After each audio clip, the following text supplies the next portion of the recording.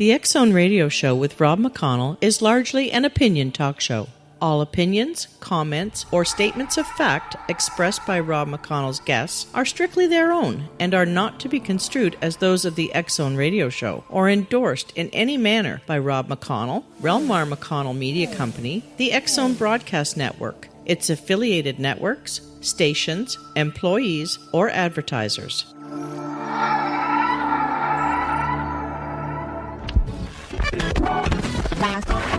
All Hit Radio.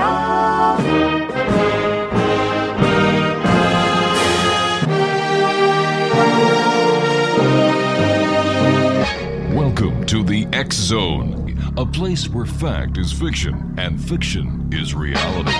Now, here's your host, Rob McConnell. And welcome to the X Zone, everyone. My name is Rob McConnell. And as you know, we're coming to you from our studios in Hamilton, Ontario, Canada. Worldwide toll-free 1-800-610-7035. My email address is xzone@xzoneradiotv.com. On MSN Messenger, xzoneradiotv@hotmail.com. And our website, www.xzoneradiotv.com. X-Zone Nation, my first guest this evening is Sanjay C. Patel, and he is the author of a book entitled God is Real, The Stunning New Convergence of Science and Spirituality. And you know, X-Zone Nation has been dreamt about for thousands of years. It's been pondered by the greatest thinkers. It's been searched by all the faithful throughout time. Now we have it. Definite evidence for God. Now, over 100 stunning new convergences of science and spirituality actually show that God does exist. The science versus spirituality debate is over. Well, that's according to my guest this hour. And Sanjay Patel is a pioneer of the exciting new field of comparative cosmology. An acclaimed and respected scholar, his research has appeared in international and peer-reviewed scientific journals. Subjects of his study include theology, Sanskrit, and ancient cosmology. He studied in a traditional setting as a monk at an ashram in India and is a lifetime practitioner of yoga and meditation. Now, here's the website you're going to want. www.sanjaycpatel.com, and that's SANJAY C, that's the alphabet C, PATEL.com. Joining me now from Houston, Texas is Sanjay Patel. And Sanjay, welcome to the X Zone. Thank you very much, Rob, for having me on your show. I really appreciate it. Sanjay, the debate is over. How is the scientific community and the spiritual community taking the fact that, hey, God does exist? The debate is over. Let's move on. I think that the debate is over from the point of view of when skeptics or atheists argue that there is not a shred of evidence or scientific evidence that demonstrate God exists. And when they say that, that part of it is over, because now we do have objective evidence. We do have evidence within ancient scripture. This scripture contains information that should not be there. Information that has been derived by science or by scientists using state-of-the-art equipment, highly complex theorems and mathematical models. And the conclusions which have been drawn by these scientists in the present day were drawn by ancient people thousands of years ago and in great detail. And it demands an explanation. The only explanation which is really one which we can believe and is the spiritual explanation. There is no way those ancient sages and yogis of India and of Israel could have known what they knew without the use of scientific apparatus. And they didn't have that. So how did they do it? The conclusion must be that they in some way transcended the scientific method. They found a way of bypassing the scientific method and directly reaching out or into the universe and acquiring its secrets. All right, Sanjay, please stand by. You and I have to take a 2-minute commercial break. We'll be right back. X-Zone Nation. Very interesting hour with a very interesting man. Sanjay Patel is my special guest. He's the author of God is Real, the stunning new convergence of science and spirituality. His website, www.sanjaycpatel.com. And don't forget, I'm going to be the Master of Ceremonies at the Body, Soul, and Spirit Expo, May 25th to the 27th at the International Centre. That's at 6900 Airport Road in Mississauga, Ontario. For more information, visit their website, www.bodysoulspiritexpo.com. Sanjay Patel and I return in 2 minutes. Don't go away.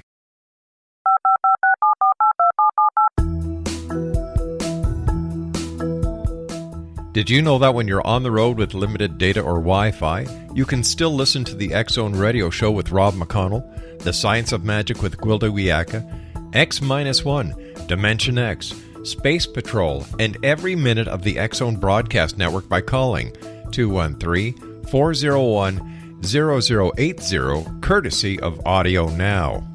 No smartphone, app, or internet needed. It saves your data plan, and it's free if you have unlimited minutes. Call 213-401-0080 to listen on any phone, anytime, anywhere. Remember, 213-401-0080 for the best of the paranormal, parapsychology, and sci-fi radio programming anywhere, 24/7, 365. Hi everyone, Rob McConnell here, and I wanted to spend a moment on internet streaming. Everybody has heard about internet streaming, but not many know much about it.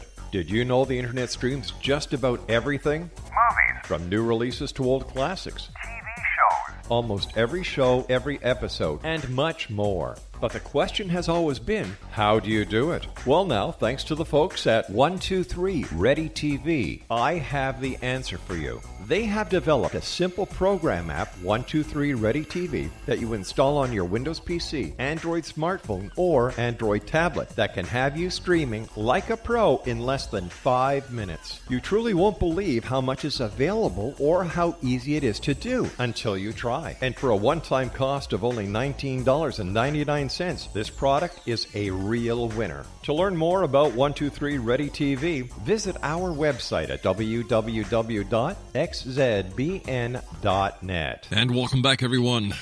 The X-Zone with yours truly, Rob McConnell, and my special guest this hour, Sanjay Patel. We're talking about Sanjay's new book. It's entitled God is Real, the stunning new convergence of science and spirituality. www.sanjaycpatel.com. Sanjay, what started you on your quest? What was the question, or what was it that happened in your life that brought you to the point where you decided that you were going to study this and you were going to try and make sense of it and present what you found over the last 20 years, I believe, to people around the world? It's really quite amazing. In fact, it began in my early years when I was a monk in India. And I had always been a skeptic, in fact, of a convergence between science and spirituality. I was of the opinion that spirituality was indeed correct, but that it would be so exotic that there would never, ever be any form of comprehensive convergence between science and spirituality. I mean, spirituality will always be just too esoteric to come under the field of anything which is scientific. And that's where I began. So I began as a skeptic, as such, of this field. But my teacher, His Holiness Pramukh Swami Maharaj, at the ashram, he told me, study science and spirituality. And in my mind, I said, well, okay, you're saying so I'll look into it, but I don't believe there's any such convergence. Extraordinarily, in 1987, a U.S. international journal found its way to the ashram. The ashram is very secluded. It's in the middle of nowhere.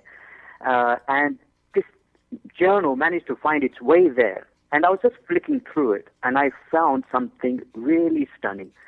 There was an article on submarine volcanoes.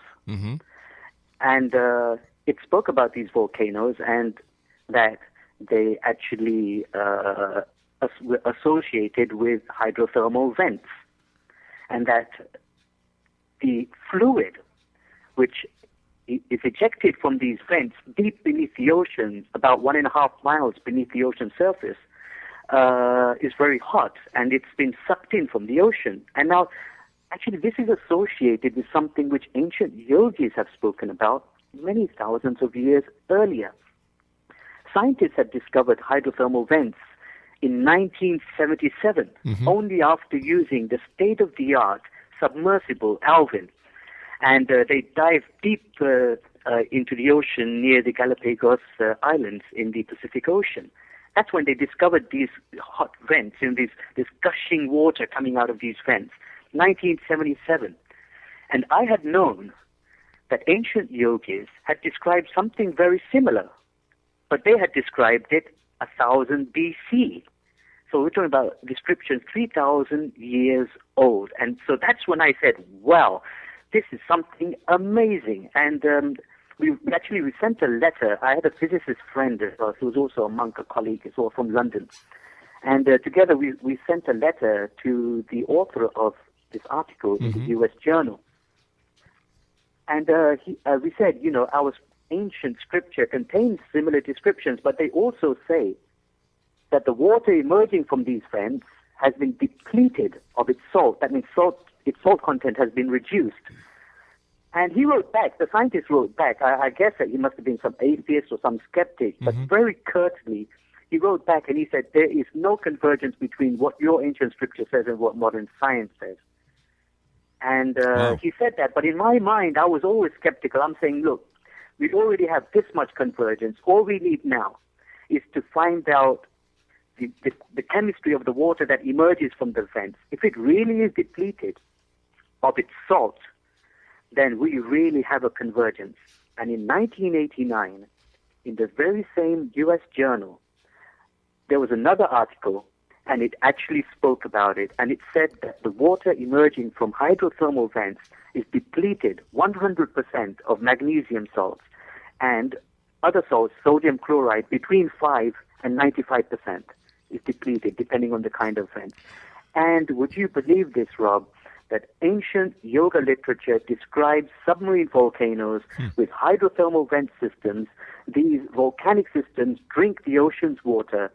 It heats the water and ejects that water, and that water is depleted of its salt. And this is something which has been said 3000 BC, and there are 16 convergences, I guess. These are just the three major ones, which I've just reiterated before you.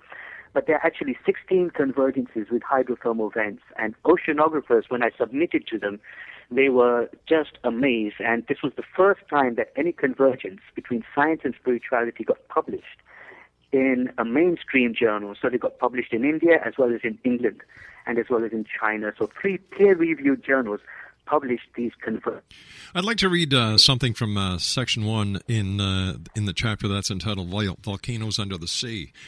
It is surprising that for 4 decades after man landed on the moon 250,000 miles away, scientists still know little about the seafloor located just a few miles beneath the ocean surface. Why is this? For starters, the most immediate challenge for researchers is the immense water depth separating ships from the seafloor. On the average, the oceans are 12,000 feet deep, while the deepest ocean trench is located beneath 36,000 feet of water. This depth is roughly equivalent to the elevation at which modern aircraft cruise above the Earth. You know, I couldn't agree with you more. It seems that for some reason, Sanjay, maybe you might be able to answer this. Why are we more interested in what's on or in the sky or on another planet instead of what's on this planet? And there's so much more to investigate and uncover and discover here. That's right. I mean, it's really quite amazing. I mean, a couple of years back, and I've heard also on your show too, the discussion that NASA has just found some life forms which are based on arsenic, which is very poisonous.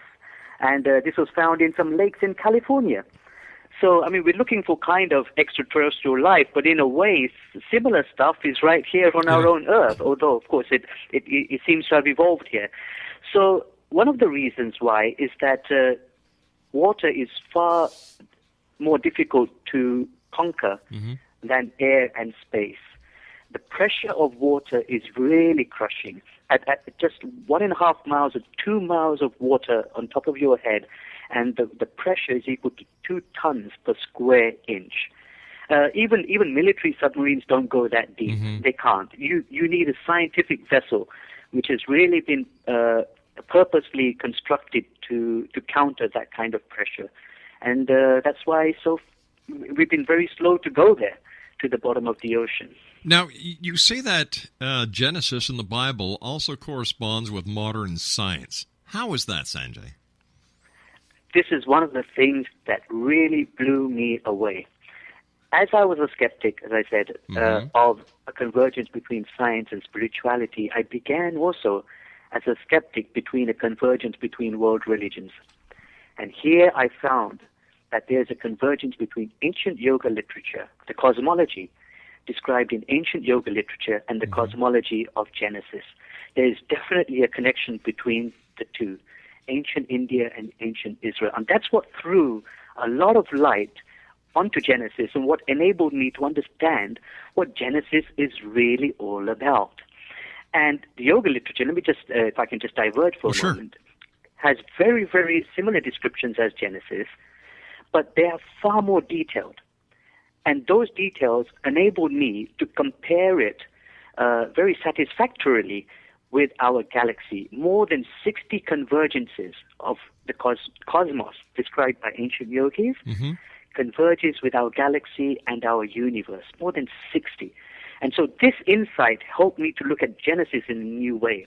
And I'm very confident that Genesis actually describes not planet Earth, not the evolution of life or the creation of planet Earth, but the evolution of life in our Milky Way galaxy. And it is there are 17 convergences with the Milky Way galaxy and the evolution of life within it compared with Genesis. So that's what I've seen. Genesis is a synopsis of a description of the evolution of our Milky Way galaxy. So could we say Genesis is actually the biblical proof that the Big Bang Theory is right? Absolutely. This is something which has also been overlooked.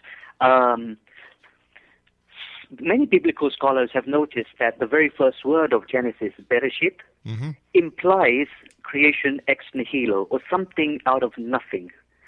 It implies that, it's not written explicitly, but the verb for creation in that first word of Genesis is very different from the word for creation used elsewhere in the Bible. And it kind of implies that what God creates is in a way different from what man creates. So they've inferred this, or they've implied that it shows a different form of creation from nothing, from ex nihilo. And we can confirm this by taking the age of Genesis is 6 days, right? The Bible in 2 places talks about each day being much longer than a human day or a solar day. And if we take the age of the universe, which is known today to be 13.7 billion with a B years old, and we divide that simply by 6 days, and we can find out the length of what each day in Genesis should be. And again, this is very comparative to yoga literature, which also uses the word day in terms of eons. The yoga literature, the cosmos of the yogis, also describes the creation in days. But the yogis explicitly say that it isn't solar days, but cosmic days, which are far longer in billions of years. All right, Sanjay, I hate to do this, my friend, but you and I have to take a news break and listen to a couple of commercials from the fine people that keep the show on the air. Interesting topic, Sanjay. Really interesting. Stand by, my friend. Exonation Sanjay Patel is our special guest. He's the author of a fascinating book, as you're listening to the author talk about it right now. God is Real, the stunning new convergence of science and spirituality. www.sanjaycpatel.com. We'll be back on the other side of this commercial break with the news as we continue here in the X Zone with yours truly, Rob McConnell. Don't go away. This is the X-Zone Broadcast Network, broadcasting worldwide on broadcast affiliates and satellite program providers, including CNN Broadcast Network, Sirius Satellite Network, Star Media, Good News Radio Network, Angel Broadcast Network, Wiki Broadcast Network, and WPBN TV. For more information on the X-Zone Broadcast Network, visit us at www.xzbn.net.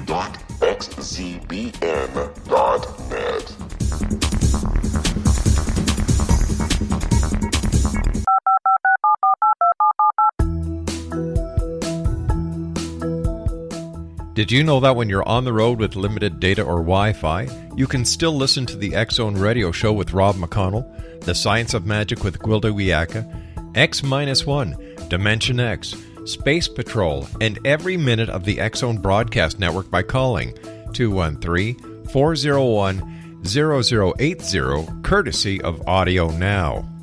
No smartphone, app, or internet needed. It saves your data plan, and it's free if you have unlimited minutes. Call 213-401-0080 to listen on any phone, anytime, anywhere. Remember, 213-401-0080 for the best of the paranormal, parapsychology, and sci-fi radio programming anywhere, 24/7, 365. Hi everyone, Rob McConnell here, and I wanted to spend a moment on internet streaming. Everybody has heard about internet streaming, but not many know much about it. Did you know the internet streams just about everything? Movies. From new releases to old classics. TV shows. Almost every show, every episode, and much more. But the question has always been, how do you do it? Well now, thanks to the folks at 123 Ready TV, I have the answer for you. They have developed a simple program app, 123 Ready TV, that you install on your Windows PC, Android smartphone, or Android tablet that can have you streaming like a pro in less than 5 minutes. You truly won't believe how much is available or how easy it is to do until you try. And for a one-time cost of only $19.99, this product is a real winner. To learn more about 123 Ready TV, visit our website at www.xzbn.net. And welcome back, everyone. My name is Rob McConnell. This is the X-Zone, and we're coming to you from our studios in Hamilton, Ontario, Canada, and we're heard right around the world, throughout Canada, the United States, Central America, the Caribbean, South America, the Pacific Rim, Asia, India, Africa, and Europe. If you'd like to listen to us, 724-365, www.xzonetv.com. That's www.xzonetv.com. And just before I get back to my special guest this hour, who's got a lot of people thinking, I can tell by the BBMs that you're sending me, I'm going to be the Master of Ceremonies at the Body, Soul, and Spirit Expo. That's going to be held at the International Center, 6900 Airport Road in Mississauga. That's right across from the Toronto Pearson National Airport. It's from May the 25th until the 27th, Exonation, and I'm going to be there. We've got a booth. Dr. Turi's going to be there, and what we're doing is we're giving away digital copies of the X Chronicles newspaper, digital copies of our April and our May editions, so that when you come and see us, we'll give you a DVD. It's going to have, like I said, the April edition and May edition of the X Chronicles newspaper. We're going to have some of our YouTube videos on there. It's going to be something that you can take home with you. You can play it on your computer. You can download it. You can do whatever you'd like. That's our way of saying thank you for being the X-Zone Nation over the past 20 years. Once again, that's the Body, Soul, and Spirit Expo, May 25th to the 27th at the International Center, 6900 Airport Road in Mississauga, Ontario. For more information, www.bodysoulspiritexpo.com. Sanjay Patel is my guest this hour. He's the author of a book that I believe is going to shake a lot of belief, both in the scientific community and in the spiritual community. And in my humble opinion, it's about time. Sanjay's the author of God is Real, the stunning new convergence of science and spirituality. His website is www.sanjaycpatel.com, and Sanjay is a pioneer of the exciting new field of comparative cosmology. An acclaimed and respected scholar, his research has appeared in international and peer-reviewed scientific journals. Subjects of his study include theology, Sanskrit, and ancient cosmology. He studied at a traditional setting as a monk at an ashram in India and is a lifetime practitioner of yoga and meditation. Once again, his website, www.sanjaycpatel.com. His book is God is Real, The Stunning New Convergence of Science and Spirituality. All right, so when we look at the Bible, how should we look at it? Should we look at it in verbatim, or should we look at it with a deeper understanding of what people were actually talking about way back then? You're right. We need to look at it with a much deeper understanding. If we just look at it at the surface and with a preconceived viewpoint, then we're not going to get the answers. If we look at Genesis and we just say, we've got creation in 6 days, not 7 days. We have the seventh day is when God is supposed to have rested. So we have creation in 6 days, and then people do laugh, and they just toss it out. But if we wait a moment and just consider that each day could be something other than a solar day. And if we just consider that, then that opens out a whole new horizon, and we're able to see something else within Genesis, something that we couldn't see before. And this is what I touched on. The meaning of the word day is so crucial in Genesis. It's not the solar day, just as it is not the solar day in ancient yoga literature. It's an eon, billions of years old, and I can demonstrate that. Sure. Yeah, we take 13.7 billion years as the age of the universe. This has been tied down by modern science very, very well, give or take, 5%. So 13.7 divided by 6, and that means each day of Genesis, which is an eon, should be 2.283 billion years long. That's with billion with a B. So we can round that off, 2.3 billion years long. And we can then verify this. Are there convergences? Yes. The most easiest and the most outstanding one is the age of the sun. In Genesis, the sun, moon appear at the end of day 4. Okay, this is now so simple. Each day of Genesis is 2.3 billion years long. So if we go backwards, today we're in day 7. Go backwards. So day 6 and day 5 are in between us and the creation of the sun. That means the sun should be 4.6 billion years old, according to Genesis. And that's if we divide it by 6, remember? And we get each day. And indeed, modern science says that the sun is 4.6 billion years old. This is not a chance or freak phenomenon. This is something which goes beyond chance. And if you look at all the other days as well in Genesis, the previous 3 days and the ensuing 2 days, they all match with evolution of life or the evolution of our galaxy.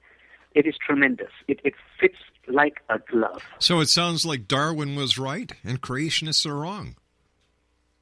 Yes, in that sense, Darwin was wrong only in the sense that if he believed it all happened through chance, as just totally blind, as far as the yogis of India and the sages of Israel were concerned, nothing happens by chance. It happens for a reason. And there is a divine transcendental power or energy in the universe that is guiding in the background, unseen, but guiding everything that happens in this universe. So, yes, everything happened according to what Darwin might have said or what cosmologists may be saying today, right, but not by chance. It happened because it was guided that way. Who guided it?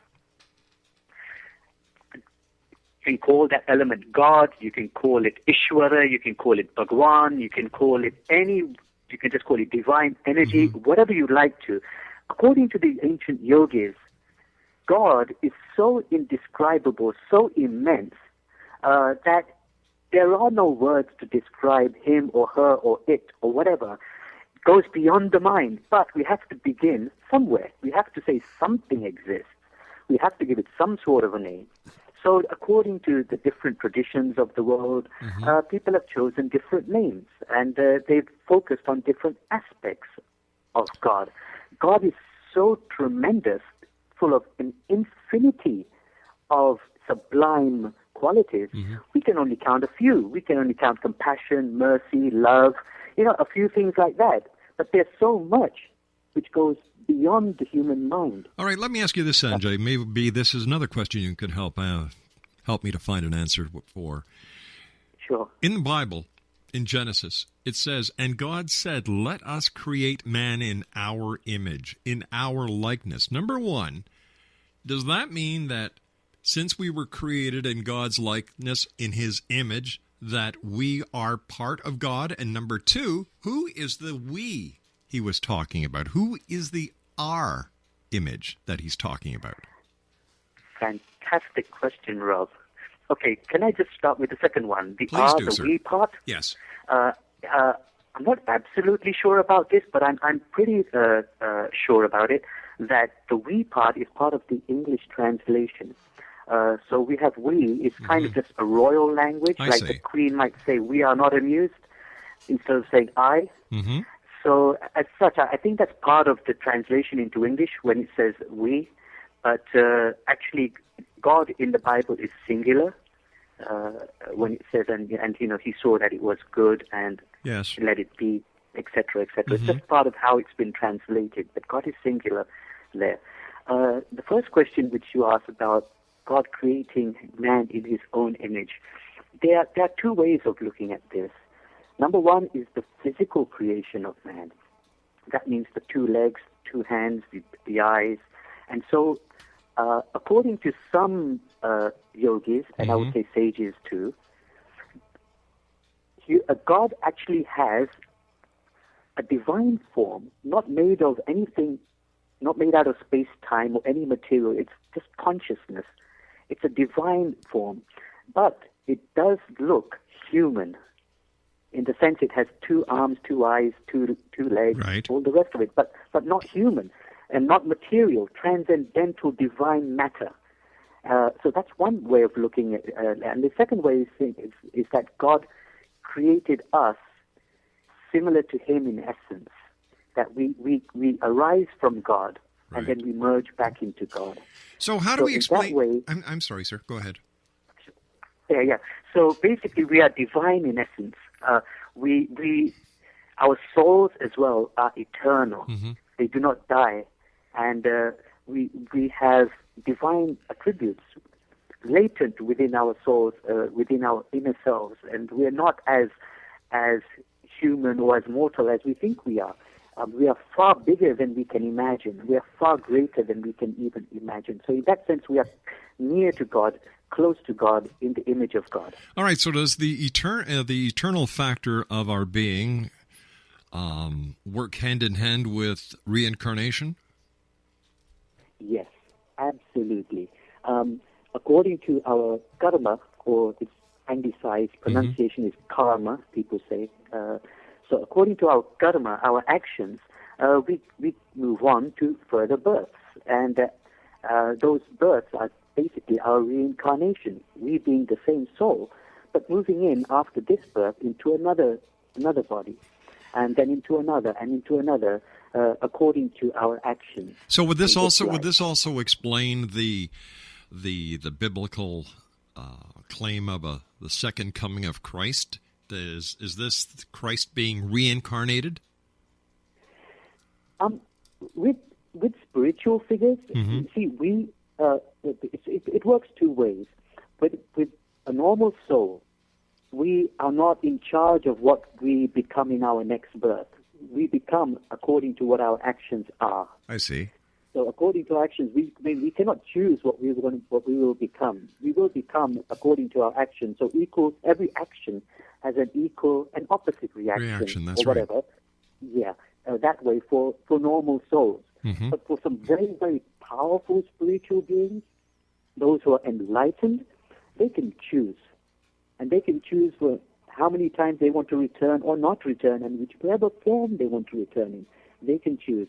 So as it would be for a powerful soul like Jesus, Yes. he wouldn't be actually reincarnated in the sense because of his actions, but because of his choice. So that's the distinction between us and powerful spiritual beings. Let me ask you this, Sanjay, if I may. How did the ancients acquire this all-knowing knowledge, if not through rational thinking or speculation? It was through the power of meditation. That this meditation is not just Eastern, it's not just a part of yoga. Meditation is when you sit still and you just ponder upon God. You ponder within, you silence the mind, and you just let every sound from the universe enter into your soul. When the mind is silent, that's when the soul can really hear things from the farthest distances. And so meditation is something which has been practiced throughout the world by any sage-like person. So yes, the yogis or the sages of Israel were able to acquire this information not through any technological instrumentation, not through mathematics, not even through philosophy, but simply stilling the mind and letting the information flow into them. So that's how they got this information about the universe, about the soul, about God, about all of these things. You can get that information if you just still the mind, silence it. All right, Sanjay, please stand by. You and I have to take our final break. Exonation, if you'd like to know more about what we're talking about, Sanjay has written a great book. And by the way, Sanjay, thank you very much for sending me a copy. God is Real, The Stunning New Convergence of Science and Spirituality. His website is www.sanjaycpatel.com. That's Sanjay, the letter C, Patel.com. Sanjay and I will be back on the other side of this commercial break as the X Zone continues with yours truly, Rob McConnell, from our studios in Hamilton, Ontario, Canada. This is the X Zone Broadcast Network, broadcasting worldwide on broadcast affiliates and satellite program providers, including CNN Broadcast Network, Sirius Satellite Network, Star Media, Good News Radio Network, Angel Broadcast Network, Wiki Broadcast Network, and WPBN TV. For more information on the X Zone Broadcast Network, visit us at www.xzbn.net.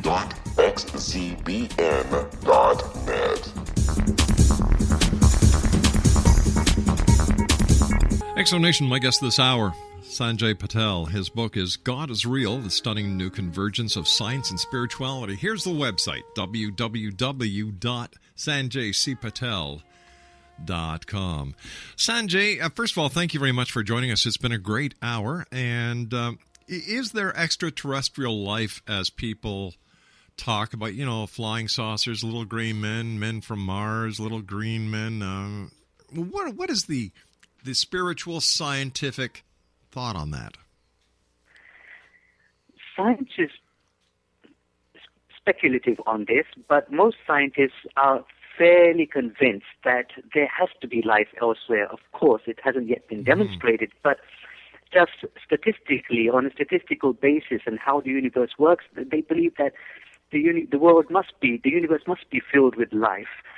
But ancient yogis and sages of Israel did believe in other worlds which had life. This is amazing. The ancient yogis speak about it all over the place. I mean, ancient yoga literature contains so many passages which talk about life elsewhere in the universe. And so does ancient literature, biblical literature as well. The Talmud talks about God creating 18,000 worlds, and all of them contain creatures, and God descends there to sport with his creatures. So we've got at least 18,000 which are mentioned in the Bible, apart from planet Earth. So yes, even from the biblical tradition, we can see that there is extraterrestrial life. And in the yogic tradition too, there is extraterrestrial life. And the second part which you asked about UFOs and things like that coming to this planet, yes, there's one very, very interesting passage which I read. It's from 1826, so this is again a pre-scientific era, and a sage called Swaminarayan in India was sitting with the congregation in front of him in the evening, and at that time, a great ball of light, a sphere of light, descended in the sky above the congregation. And this is the first, I believe, documented mass sighting of a UFO in India, if I'm not mistaken. And in this first documented mass sighting of a UFO, the sphere then divided into three and flew away into the sky. And the congregation was just astounded, and they asked the yogi, they said, what was that? And he said that Brahma, Vishnu, and Shiva, you might have heard of these three words. Yes, of course. They come every day to this planet. Today, you have seen them. Sanjay, we've run out of time. I hate to do this to you, my friend. We'll have to have you back on in the very near future. Thank you very much. Congratulations on a wonderful book. And ExoNation, go to his website. Get a copy of this book. It's filled with interesting facts, and it's going to make you think. Spirituality and science converged. The debate is over. God is Real is the title of the book. Sanjay C. Patel is my guest this hour, and his website, www.sanjaycpatel.com. I'll be back on the other side of the news at 6.5 minutes past the top of the hour as the X Zone continues with yours truly, Rob McConnell. Don't go away.